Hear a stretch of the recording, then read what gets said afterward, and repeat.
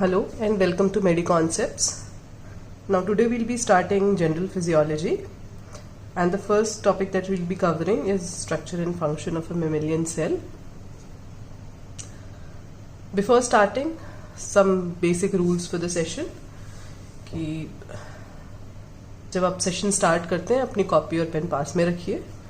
जैसे जैसे मैं पढ़ाती जा रही हूँ, मैं कुछ लिख रही हूँ, कोशिश करिए कि आप भी लिख लेते हैं, so that by the end you'll have your own notes ready for you. Also, जब आप कोई सेगमेंट यहाँ से पढ़ लेते हैं, आप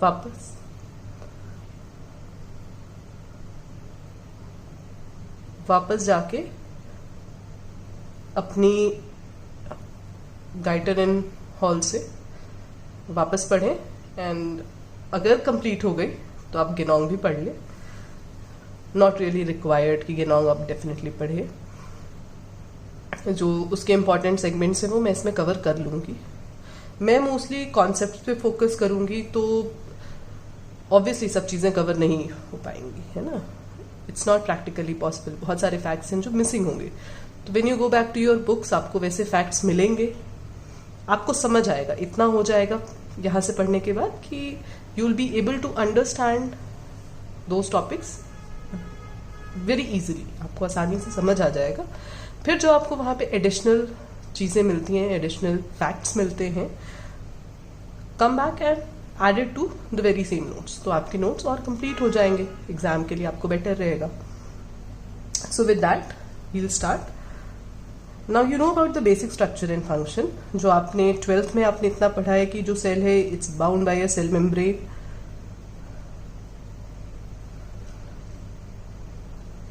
The main organelle is nucleus, which is bound by nuclear membrane. अंदर nucleosome होता है,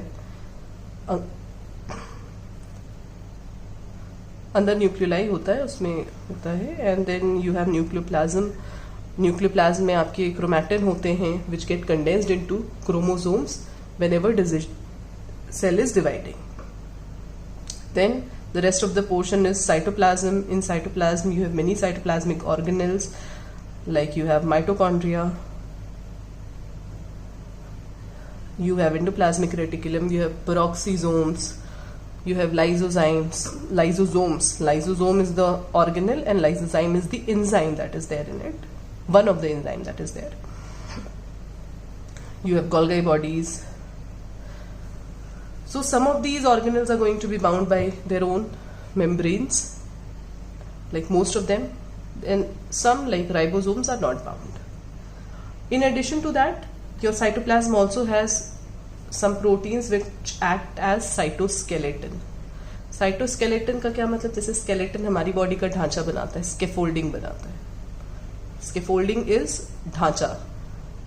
जैसे सीलिंग घर में जब बननी होती है एंड आयरन रॉड्स का एक ढांचा बनता है, तो it's a similar sort of ढांचा. बट the beauty is कि it's very flexible. It's not rigid. It is flexible. It changes shape. Accordingly, it not just helps in maintaining the shape of the cell, but it also helps in motility of the cell in response to external stimuli. अगर उसमें shape change होना है, उसमें उस noxious stimuli से दूर हटना है. So all those sort of things. There are cells which do have amoeboid movement जो होता है सूडोपॉड्स के साथ, जैसा आपने पहले पढ़ा हुआ है. तो वो ह्यूमंस में भी होता है, कुछ सेल्स करते हैं ऐसा.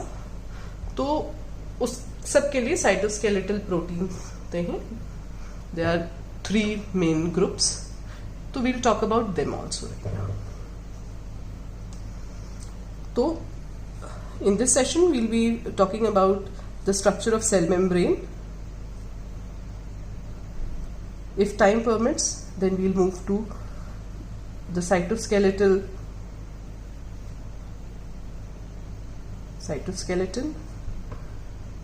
Then we'll move to all the different organelles and their function, how their structure is complementing their function, and then nucleus.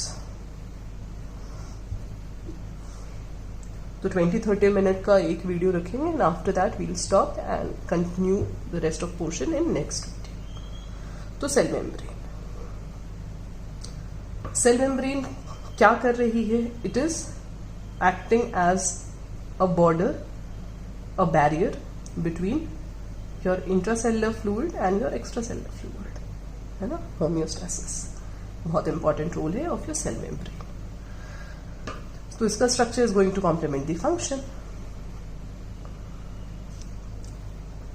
और क्या कर रही है? तो अब ये करने के लिए, फॉर मेंटेनिंग दैट होम्योस्टेसिस, अब यू कैन राइट की फंक्शन और क्या है सेल मेम्ब्रेन का, या रादर पहले मैं स्ट्रक्चर की बात कर लेती हूँ, देन विल सी कि how it is functioning. So the current structural model जो हम, जैसे एटम के मॉडल्स हम पढ़ते थे, model which is most accepted, it is fluid Mosaic.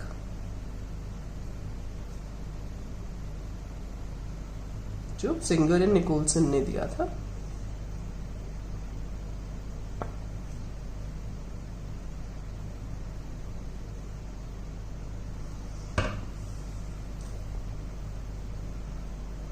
इसमें जो फ्लूइड पोर्शन है, इसके कंपोनेंट्स पहले है। तो सबसे main component there is lipids and then there are proteins. इनका रिलेटिव परसेंटेज वेरी करता है depending on cell to cell. Then there carbohydrates also, but usually in combination with lipid and protein. तो glycolipids, glycoproteins, जब lipid के साथ है glycolipid. ना lipid में सबसे मोस्ट कॉमन है फॉस्फोलिपिड, सबसे इंपॉर्टेंट कंपोनेंट है जो मेन लिपिड का बाइलेयर बनाता है। बाइलेयर क्यों बोलते हैं हम, I am coming to that. This phospholipid, then you have cholesterol. तो जो फॉस्फोलिपिड है इट इज बाइपोलर। बाइपोलर है तो मतलब कि इसका एक हाइड्रोफोबिक एंड है, हाइड्रोफोबिक एंड है, और एक हाइड्रोफिलिक एंड है। हाइड्रोफोबिक का मतलब water hating, water loving, these terms you already aware from your chemistry. तो जो हाइड्रोफोबिक पोर्शन है, इंट्रासेलुलर एक्स्ट्रासेलुलर दोनों फ्लूइड हैं, तो सॉल्वेंट वाटर है दोनों का ऑब्वियसली। तो इन दोनों से दूर भागेगा जो हाइड्रोफोबिक कंपोनेंट है, हाइड्रोफिलिक इनके पास रहेगा। तो जो फॉस्फो वाला इसका है that is the philic component, and जो लिपिड है, जैसे तेल पानी से दूर रहते हैं ना, तो lipid is a sort of fat ना, इट इज फैट, तो वो दूर रहेगा। अब ये कैसे करेंगे कि हम पानी के कांटेक्ट में ना आए? तो जो पानी वाले हैं वो किनारे किनारे,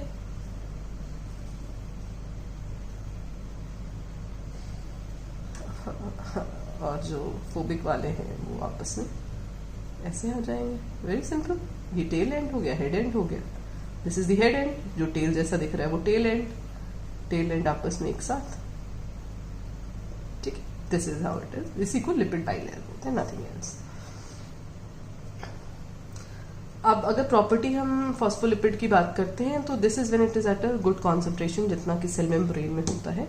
इससे कम कॉन्सेंट्रेशन में ये मिसल फॉर्म करता है। इसका रेलेवेंस बाद में आएगा, बट छोटा सा सर्कल बना लिया।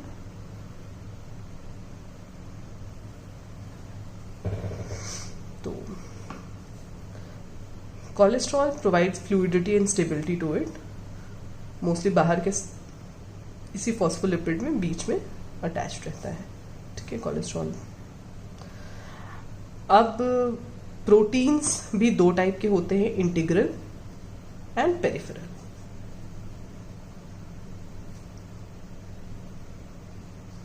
इंटीग्रल मतलब through and through, through and through, ये इंटीग्रल प्रोटीन है, जो भी शेप रहे। और पेरिफेरल किसी भी साइड पेरिफेरी में रहे, पेरिफेरी मतलब दोनों में नहीं ट्रेवर्स कर रहे हैं।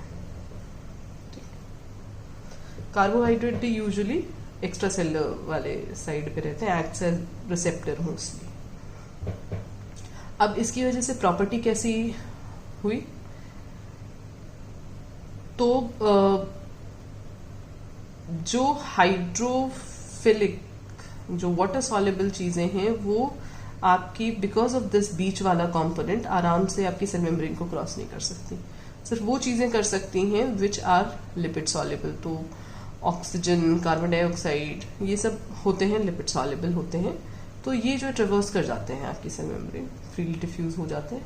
We'll talk about the transport across cell membrane in very much detail in one entire session, पर ये ऐसे मैं सिर्फ एक कॉन्सेप्ट में बता रही हूँ। तो जो भी कुछ वाटर सॉल्युबल होगा अगर उसको करना है तो वो इंटीग्रल प्रोटीन की हेल्प से करते हैं। तो जो इंटीग्रल प्रोटीन्स होते हैं ये बहुत सारे काम करते हैं। एक तो ये ट्रांसपोर्ट वाले सारे काम करते हैं, तो पोर्स के फॉर्म में हो सकते हैं, पोर्स जो कि हमेशा खुले, पोर्स मतलब हमेशा खुले हैं। चैनल्स हो सकते हैं जो कि कुछ कुछ कंडीशन में खुलते हैं, कभी बंद रहते हैं। कैरियर्स हो सकते हैं जो कि खुलते बंद नहीं होते, यहाँ से उठाया और घूम गए, या कुछ ऐसा हो गया कि खुद ही उठा के इसने इधर इसको ट्रांसफर कर दिया। And usually and they require energy, पैसे लगते हैं ना। कोई भी पिट्ठू लेके सामान इधर से उधर करेगा तो, या यू टेक अ पोर्टर कूली करने का, तो इट टेक्स एनर्जी। और पंप्स होते हैं जैसे sodium potassium pump, ions maintain करने के लिए होते हैं। एंजाइम का भी काम करते हैं।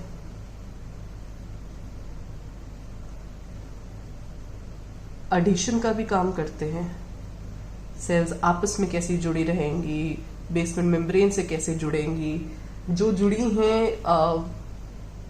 उस जंक्शन के अलोंग कितना कम्युनिकेशन, कितना ट्रांसपोर्ट अलाउड है, उस जंक्शन का क्या मेन पर्पस है। Is the main purpose to keep that those two cells together, या टू इंश्योर कि उन दोनों सेल्स के बीच में कुछ भी ना आ पाए, या उन दोनों सेल्स के बीच में काफी सारा इंफॉर्मेशन ट्रांसपोर्ट करने का इधर से उधर। व्हाट इज द रोल है ना, उसके अकॉर्डिंग वो एडिशन का भी काम करते हैं। Peripheral protein mostly enzymatic function हो गया है ना, और बाकी जहां जैसे फंक्शंस आएंगे we will talk about that. Peripheral carbohydrate mostly receptor function है, ग्लाइकोकैलिक्स फॉर्म कर रहे होते हैं। ग्लाइकोकैलिक्स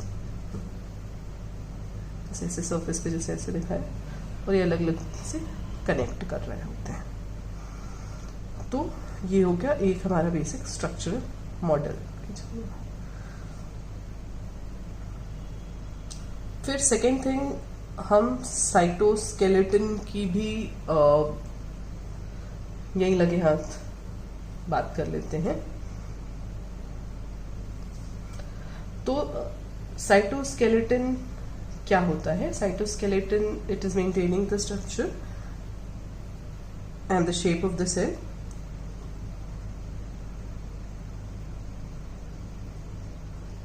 इसमें साइज के अकॉर्डिंगली 3 आते हैं साइटोस्केलेटन: माइक्रो फिलामेंट्स, इंटरमीडिएट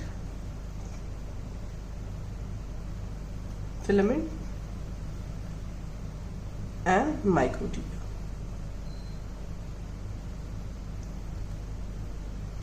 जैसे माइक्रोफिलामेंट्स आपके एक्टिन के बने हुए हैं,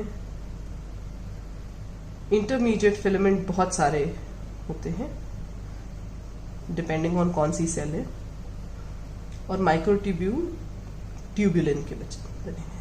नाम से ही ट्यूब्यूल्स है और ट्यूबुलिन के बने हुए हैं, अल्फा, बीटा और गामा ट्यूबुलिन। ठीक है, सबसे बड़े माइक्रोट्यूब्यूल्स हैं, सबसे ज्यादा डायमेंशन, डायमीटर, और सबसे पतले माइक्रोफिलामेंट्स हैं। ठीक है, अभी तक में कोई कंफ्यूजन नहीं होना चाहिए क्या किसका बना है, क्या कर रहे हैं और किसका क्या काम है। तो जो साइटोस्केलेटन पहला वाला है और जो तीसरा वाला है, ये दोनों डायनामिक होते हैं। मतलब स्केलेटन मतलब कि इसके फोल्डिंग तो बना ही रहे हैं, साथ में मोटिलिटी में भी इनका कुछ पार्ट है। तो ऑर्गेनल्स के बीच में किसी टाइप की मोटिलिटी है ना, वो भी हो सकती है। या जैसे आपका माइक्रो ट्यूब्यूल्स जो हैं वो स्पिंडल फॉर्मेशन, जब माइटोसिस मियोसिस आपको याद है, सेल जब डिवाइड कर रही होती है वहां पे जो स्पिंडल बन रहा है, का क्रोमोसोम वो दो एंड पे मूव कर रहे हैं, है ना। क्रोमोसोम्स जब डिवाइड हो जाते हैं तो दो एंड पे मूव करते हैं, ऐसे ही मूवमेंट्स की हम बात कर रहे हैं ना। तो वो मूवमेंट माइक्रोट्यूब्यूल्स मीडिएट करते हैं, ठीक है। एक एग्जाम्पल है इसका जो माइटोटिक स्पिंडल। एक और एग्जाम्पल है सीलिया एंड फ्लैजेला। आपने ये भी अपने माइक्रो ऑर्गेनिज्म में पढ़े, ह्यूमन में भी कुछ कुछ सेल्स में होते हैं। तो सीलिया और माइक्रो फ्लैजेला, उसमें भी माइक्रोट्यूब्यूल्स का रोल है। और बाद में इसका इंपॉर्टेंस ये आता है कि जैसे कैंसर के ट्रीटमेंट में कोई ऐसी मेडिसिन, पैक्लिटेक्सेल होती है एक मेडिसिन, कि ये फंक्शन ही इनहिबिट कर दे। अगर ये फंक्शन इनहिबिट कर देंगे तो कैंसर में क्या होता है कि सेल्स का अनकंट्रोल डिवीजन हो रहा है, तो डिवीजन ही नहीं हो पाएगा। जब माइटोटिक स्पिंडल बन के सेल अलग ही नहीं हो पा रही है, तो जो एक खराब वाली सेल है वो उसी स्टेज पे मर जाएगी, तो कैंसर रुक जाएगा। तो बेसिकली आपको इवेंचुअली यही समझना पड़ता है कि इनका रोल जैसे आपको मेडिसिन तो पेशेंट के ट्रीटमेंट में हो गया, ओके। जरूरी नहीं है, हम किसी भी स्टेप को टारगेट कर सकते हैं किसी एक प्रोसेस को रोकने के लिए। तो कैंसर में हम कैंसर की सेल मारने की बजाय हम कैंसर सेल का डिवीजन ही नहीं होने दे रहे हैं। जब डिवीजन नहीं होने दे रहे हैं तो बॉडी का जो इनेट होम्योस्टैटिक मैकेनिज्म है वो रिकॉग्नाइज करते करे ये सेल में तो कुछ प्रॉब्लम आ गई, हम डिवाइड कराने की कोशिश कर रहे हैं, कर रही नहीं है, तो मतलब गड़बड़ है, इसको लेट्स फिनिश इट ऑफ। तो बॉडी ही उसको क्लियर ऑफ कर देगी, ठीक है। एक्टिन की हमने बात कर ली है ना, कि एक्टिन जो है आपका माइक्रोफिलामेंट, ये भी डायनामिक है और ये आपके सबसे इंपॉर्टेंट मसल कॉन्ट्रैक्शन में है ना, इसका बहुत रोल है, मसल कॉन्ट्रैक्शन में रोल है। और अभी हम कुछ जो इंटरसेल्युलर जंक्शंस की बात करेंगे वहां पे भी ये इंपॉर्टेंट हो जाता है। क्या इंपॉर्टेंस है उस पर हम आते हैं। और इंटरमीडिएट फिलामेंट जो बीच वाले हैं ये हर सेल में अलग होते हैं।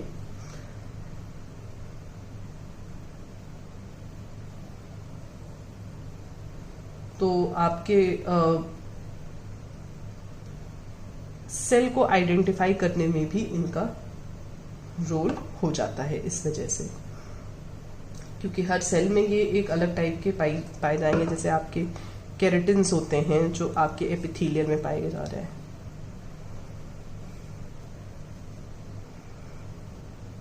डेस्मिन है जो मसल में है, न्यूरोफिलामेंट्स होते हैं,